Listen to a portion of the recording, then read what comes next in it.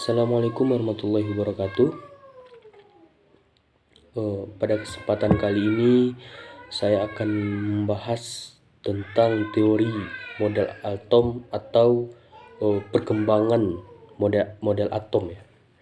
Yang pertama kita mulai dari atom Dalton. Atom Dalton ini ditemukan oleh Dalton ya pada tahun 1803. Jadi menurut Dalton ini, atom itu merupakan partikel-partikel yang tidak bisa dibagi lagi yang menyusun materi. Dan kata Dalton, dia juga mengemukakan bahwa atom itu berbentuk suatu bola sederhana, bola kecil sederhana, yang bola tersebut tidak bisa dibagi, dipecah, diciptakan maupun dimusnahkan lagi. Itu merupakan teori yang disebut dengan Dalton. Lalu selanjutnya dia mengemukakan bahwa unsur yang sama juga memiliki sifat atau massa yang sama. Begitu juga sebaliknya. Unsur yang berbeda akan memiliki sifat dan massa yang berbeda. Lalu ditemukanlah suatu elektron oleh Thomson, sehingga teori atom Dalton tersebut resmi untuk dipatahkan oleh Thomson, karena Thomson menemukan suatu elektron di sana, sehingga teori-teori yang disebutkan oleh Dalton tadi tidak lagi bisa digunakan. Jadi pada awalnya Thomson sendiri membuat eksperimen dengan tabung katode. Jadi tabung katode itu yang di dalamnya itu dia menggunakan sinar katode namanya. Sinar katode tersebut, jadi hasil dari percobaannya itu adalah sinar katode tersebut jika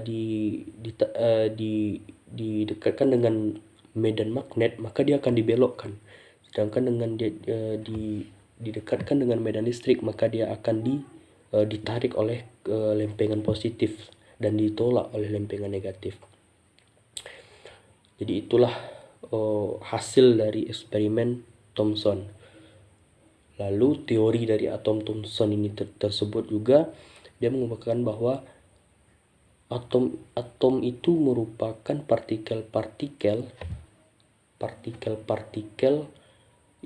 atom itu merupakan suatu berbentuk bola pejal yang di dalamnya itu tersebarlah elektron-elektron yang bermuatan negatif. Elektron-elektron dia di dalam sebuah bola pejal yang di dalamnya itu terdapat elektron-elektron. Itu merupakan teori dari atom Thomson. Lalu ternyata teori atom Thomson ini pun berhasil juga dipecahkan selanjutnya oleh Rutherford. Jadi Rutherford pada tahun 1903 dia bersama dua asistennya melakukan eksperimen yang disebut dengan eksperimen hamburan sinar alfa terhadap lempeng emas tipis. Jadi hasil dari eksperimen tersebut, sebagian sinar itu tuh berhasil dibelokkan, berhasil ditembus. Ada yang dibelokkan dan ada juga bahkan ada yang dipantulkan. Sehingga teori dari atom Thomson tadi tidak lagi berguna, karena ternyata di dalam atom tersebut ditemukanlah sebuah ruang di sana,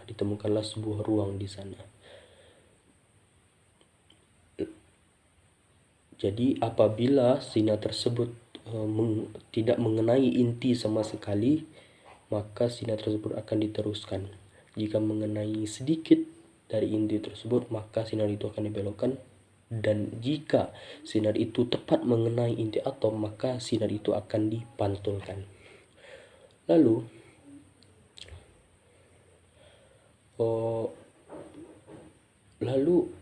teori yang keempat adalah teori atom Bohr. Ya.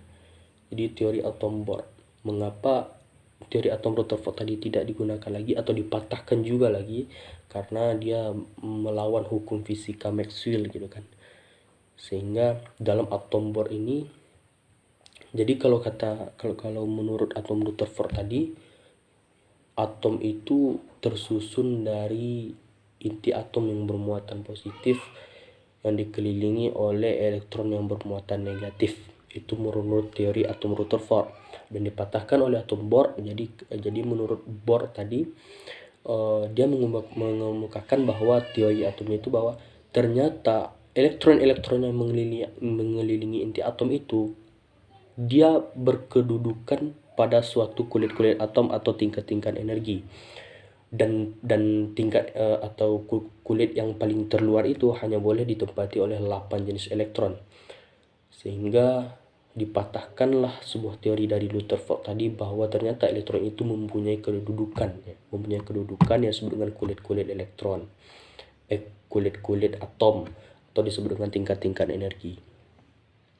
Sehingga teori dari atom Bohr tadi menjelaskan bahwa atom itu tersusun dari suatu inti atom atau proton yang bermuatan positif dan dikelilingi oleh elektron-elektron yang bermuatan negatif yang berkedudukan pada suatu kulit-kulit atom atau tingkat-tingkat energi. Terus yang terakhir. Jadi yang terakhir ini adalah teori atom modern atau atom mekanika kuantum. Jadi teori atom modern atau atom mekanika kuantum ini ya, ada beberapa pendapat tentang atom modern atau atom mekanika kuantum. Penemuan atau teori atom ini berdasarkan bilangan mekanika kuantum atau disebut dengan mekanika gelombang. Jadi teori atom ini diprakarsai oleh 3 orang. Yang pertama adalah Louis de Broglie. Dia menyatakan bahwa materi mempunyai dualisme sifat, yaitu sebagai materi dan sebagai gelombang. Lalu yang kedua adalah Werner Heisenberg. Dia mengatakan bahwa prinsip ketidakpastian untuk materi yang bersifat sebagai partikel dan gelombang, jarak dan letak elektron-elektron yang mengelilingi inti hanya dapat ditentukan dengan kemungkinan-kemungkinan saja. Jadi lalu yang terakhir adalah Erwin Schrödinger. Ya, sekaligus sebagai penyempurna semuanya, atau khususnya penyempurna dari teori atom Bohr. Ya, dia berhasil menyusun persamaan gelombang untuk elektron dengan menggunakan prinsip mekanika gelombang. Elektron-elektron yang mengelilingi inti terdapat di dalam suatu orbital, ya. Di dalam suatu orbital. Jadi orbital itu disitulah kedudukan suatu atom ternyata. Dan berbeda dengan atom Bohr tadi, atom mekanika kuantum ini, ya, atau atom mekanika kuantum ini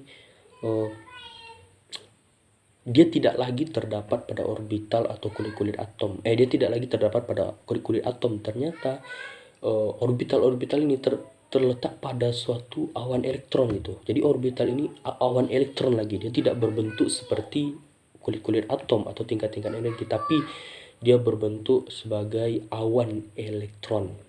Ya, dia berbentuk sebagai awan elektron. Sehingga teori atom modern atau atom mekanika kuantum ini adalah suatu atom, ya, atau atom mekanika kuantum ini adalah suatu atom, ya, yang di dalamnya itu, yang intinya itu yang bermuatan positif itu atau proton tadi, dikelilingi oleh elektron-elektron yang bermuatan negatif yang terdapat pada orbital-orbital tertentu yang terdapat pada suatu awan elektron. Sehingga makin rapat suatu awan elektron tersebut, maka semakin besar kemungkinan untuk ditemukannya suatu elektron yang bermuatan negatif.